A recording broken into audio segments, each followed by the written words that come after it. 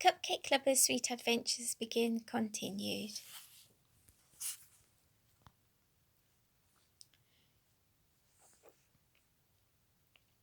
Having taken over the central part of the kitchen, well, of course, Sharon had arrived extra early to secure her part on centre stage, so to speak.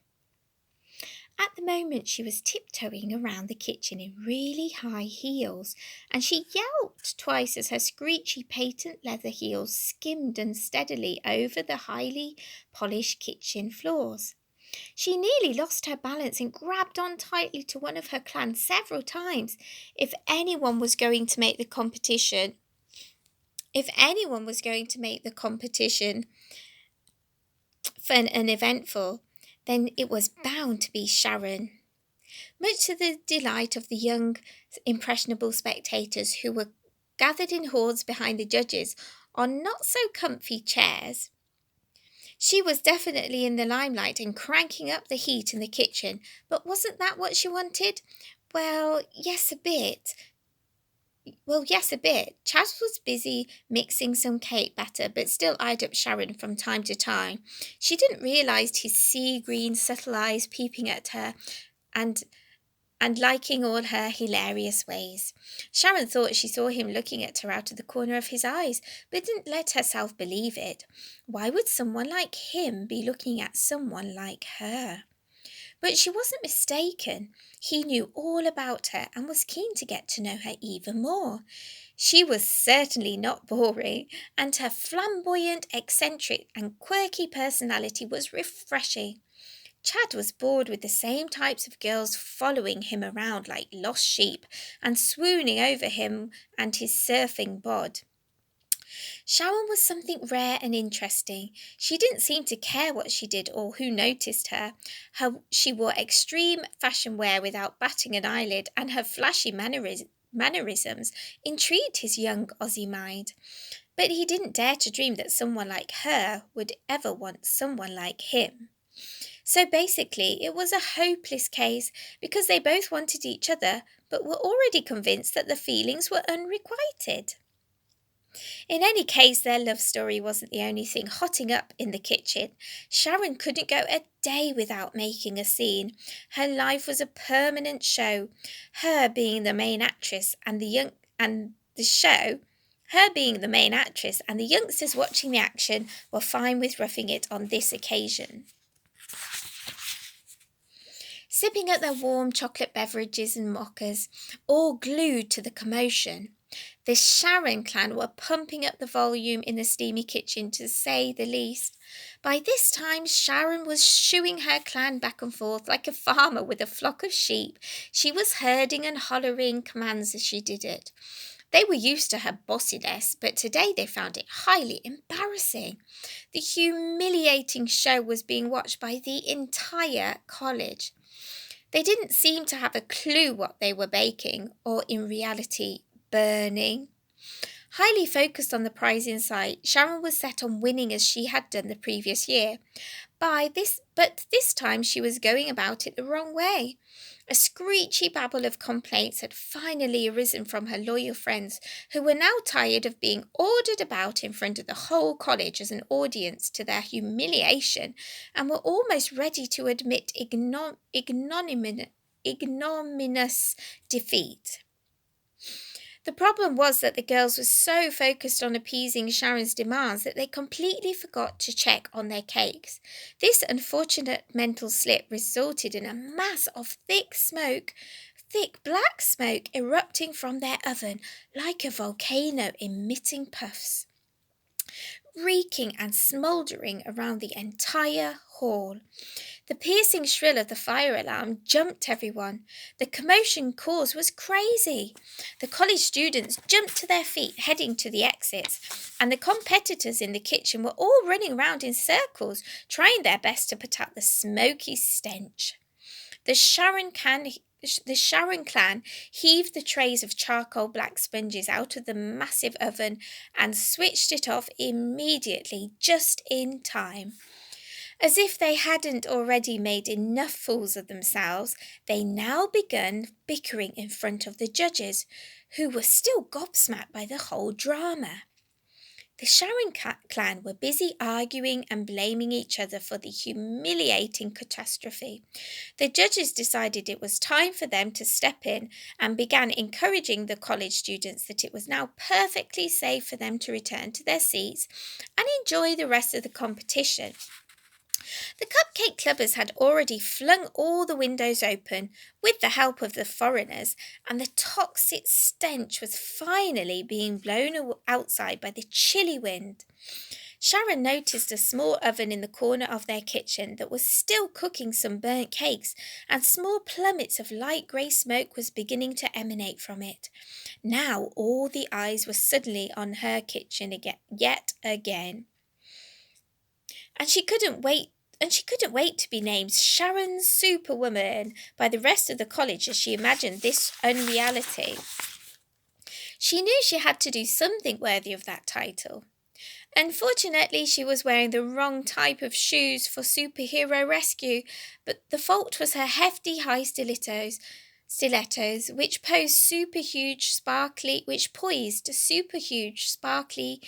ornaments which hung down from them, or should I say dragged the shoes down. Not realizing that safety mattered, she strutted over to the remaining oven, almost dragging her feet behind her awkwardly. But her Lucky Charm shoes, or so she thought, tripped her up. Sharon was thrown forward right towards the hot, smoky oven and lay butt first on the floor, her hair right next to the scorching oven. Her clans raced over to rescue their idol and switched off the oven immediately. Sharon sat stunned on the floor. Her prized hair was fuzzed off by the ends. It could have been far worse and way more dangerous, but to Sharon it was as bad as it could get. It was the end of the world to her. The shame of her newly expensive hair cut, wasted on this day, was more than she could bear, and she burst into tears right on the spot in front of the entire college. Two of her loyal followers rushed over to her side and tried their best to cool her down. They fluttered and fanned her like butterfly wings, over dramatically, of course. Their main hobbies apart from nightlife at the weekends was watching soap dramas, which made them imitate and overemphasize everything. They were so addicted to these dramas that there were times when they even got confused between their true selves and their acting doubles. Oh, what a laugh! The burning stench of Sharon's sticky hair, which was highly flammable due to the overspraying she did every day from a tall can of hairspray, was stinking out the whole room. Just when everything seemed to be calming down and Sharon, after endless bouts of sobbing, finally seemed to be getting over the tragedy of her frizzled hair, and Janny, who was frantically whisking some newly made cake batter to amend the previous burnt ones, fell flat on the floor. Oh no, not again. Janny was wearing the same ridiculously high-heeled stiletto shoes that Sharon had forced the girls to wear. The newly mixed cake batter flew out of her nimble hands, which just weren't nimble enough, and ended up in splodges and lumps all over the faces of the judges. Oh dear, how had the day turned out this bad? Finally, the judges called it a day, and after confirming that the Sharon clan had been disqualified for wearing highly dangerous and inappropriate shoes and clothes for such competition, the judges insisted emphatically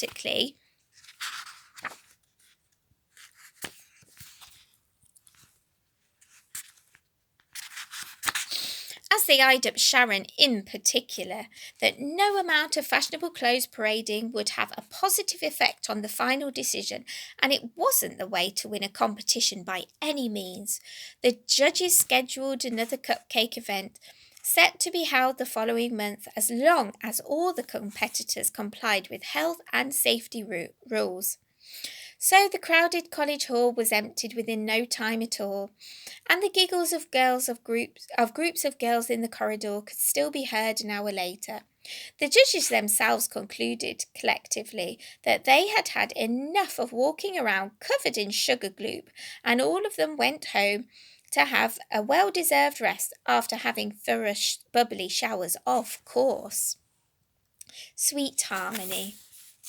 The Cupcake Clubbers were back at their dorm by evening time, and finally comfy in their snug pyjamas. They were all gathered around the TV. Harmony was the first to mention the eventful day. I felt sorry for the Sharon clan in the end. I mean, I know they were asking for trouble in those ridiculous heels, but I still can't help wishing that it had turned out better for them. She was such a sweetheart, always seeing the good side of everyone. Harmony was blessed with a meaningful name. Although her family was anything but harmonious, they hollered at her and swore all day long. Her parents were, without a shadow of a doubt, repulsively loud and abrasive types, and in their cruel ways despised the daughter that they had brought into the world. The family were biker fanatics, and with their 5 sons would go off most days biking around on their Harleys, gliding through various scenic routes. You would think it would make them more children relax, but that only lasted whilst they were on their bikes. The minute they were home and had jumped off their black and silver shiny power bikes, they started on at her. They didn't like anything about this outnumbered member of the family, and that was for sure. She didn't know why, but assumed that it was because she was a gentle and graceful type of girl, which they detested, the type that seemed meek and useless to them. Unlike the rest of her family, she detested power bikes and preferred baking to bikes any day. To her family, she was a puny little weakling, not butch enough to handle a super bike. They constantly taunted her, making her feel as though they were strangling weeds, pulling her down, grasping at her positivity, and almost choking at her sunny personality. She could have taken this impact on her young life in either way. Fortunately, she was blessed with a strength of character which always turned their bullying into an advantage for her success. After all, she believed in that old age saying, "What doesn't kill you only makes you stronger." She had a way which made her resist taking too much of what they said straight to heart. Instead, she replied their septic words with positive thinking. Through this positivity, she had learned how to protect her self-esteem, and if she let their words in, then they would only ruin her life. She wasn't about to listen to words which would bring her down onto her knees in tears.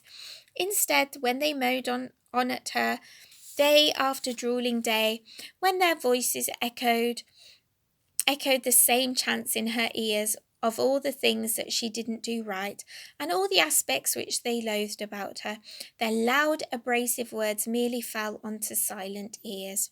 She nodded in seeming agreement to whatever they rebuked her for. However, she was far away from them in her thoughts. Her mind had been whisked away to better things, to images of her designing award-winning masterpieces in the baking arena. She imagined endless shells of cake decorations and how she could use them to decorate something bombastic and totally extraordinary. In that gloomy grey shambled house, which was almost falling to pieces, she gazed at the wall paint peelings, which were barely holding on by their edges, and sighed a huge sigh of relief. For in an instant those same walls seemed to almost change into large pastel pink flowers. The peelings immediately began to resemble effervescent pink and highly delicate yet exquisite flower petals cascading down, alluring and almost magical. And that's when the idea came to her of the big flower parade. Harmony learnt some really imperative and cool lessons in her young life, which most girls her age didn't need to think about. She became self-reliant rather than relying on a family that ostracized and rejected her. You see, she learnt that it wasn't the challenges in life alone that brought us all down, but how we reacted to those challenges. She was so pleased to have a family like them. It sounds really strange to be sure, but if they had been any nicer than they were, she would have never learnt independence at such a young age. She would never have even come up with the idea for the big flower parade. Her family's niggling and constant criticism of her spurred her on towards her goals, dreams, and ambitions. It made her more determined than ever to achieve the impossible. And the impossible just means I'm possible anyways, doesn't it? The more they pestered her, the harder it made her try. She would show them all what she was truly capable of. She believed in herself without being big headed. It was just that they were blinded from seeing the best in her. Maybe one day they would change, but as for now, she wasn't banking on it. She learnt that when a person sees the worst, somehow all they see is the thunderstorm. But when a person sees the best, then it is possible to believe that they are surely surrounded by rainbows. It was all about positivity, baby, and she was now utterly thriving in it. She knew that she would much rather be surrounded by rainbows than thunderstorms. The big flower parade had been inspired in her by the colossally huge artificial flowers being overly supplied in cheap bargain shops. This was going on so much that Harmony feared it would actually take over natural fresh flowers one day. The world seemed to be getting more polluted, and she wanted to help out in some way. But what could she do? She was only one person in a cloud of polluted smoke. Yet she envisaged that if each person around the world could make a difference, then hundreds, even millions, could follow her lead. So that petite young girl set out to inspire the masses. If anyone took their time to really stop and look at her, they would notice an incredible girl blossoming, just as the flowers she so loved and cared about preserving. But her time to fully shine was still yet to come. The college had recently been locating group houses to all the students. It was a fab way of belonging to a group of mutual believers. The fashionistas group was, yes, you guessed it, full of fashion freaks and fashion enthusiasts, plus celebrity addicts. It was full of youngsters clad in bold, not always pleasing to the eye, and sometimes fashion disasters. Almost amongst them, the celebrity addicts were either branded with fake, almost lifelike tattoos of their most beloved icons, be it Justin Bieber or Mariah Carey, whichever took their fancy. Their young and impressionable lives were moulded around their idols, and living for a chance to meet them somehow was their fondest and wildest dream. Nothing would please them more than to swoon and chatter on about their infatuated crush. This was a total waste of time for the Cupcake Clubbers. They had way more important things to do with their time. So, with the flower parade idea nestled in her mind, Harmony took the initiative to set up her own group, supported by all of the Cupcake Clubbers, of course, and to her great surprise and utter delight, many more of the college students. The group led by Harmony named themselves the Flower Paraders and decided to use a portion of the expansive college field, after seeking permission from the principal first, to grow as many gorgeous flowers as possible. Their project had been funded by the college's environmental cause. The flowers were nurtured with tender, loving care and would all hopefully grow abundantly. This happened mainly to the ample amounts of organic fertilizer they laid upon the growing buds, and in the heat of the summer they took it in turns to water the newly opening buds, and in the colder months they made sure that the bitter frost didn't freeze their healthy bloom. The effort and nurturing care paid off, just as it would with a mother feeding and clothing her newborn. The flowers and plants grew impressively, and the college grounds were transformed into a massive rainbow field of multicoloured flowers. The impressive beauty of the transformed college grounds sparked the interest of many walkers, and even tourists were found peeking over the high gates guarding the college to snap shots of the now talked about beautiful flower gardens. It was then time for the art and design department to pick many of them. They were also in charge of making them into huge, attractive decorations. On the chosen day for the great flower parade, nearly all of the college members marched through the town with their impressive displays and all ended up at the massive flowery nursery at the end of the college road, which was meant to entice more people to purchase the beautiful flowering plants they chose to grow. The idea was a great one and everyone in the college participated. At the end of the long spring day, the flower nursery announced that they had actually made thousands of pounds worth of flower sales. From the public, Harmony was even awarded a medal from the local town mayor. Reading Harmony Harkins, a valued member of the Green Society. So you see, one small person or one small idea really can make a difference in the great scheme of things, all for the better.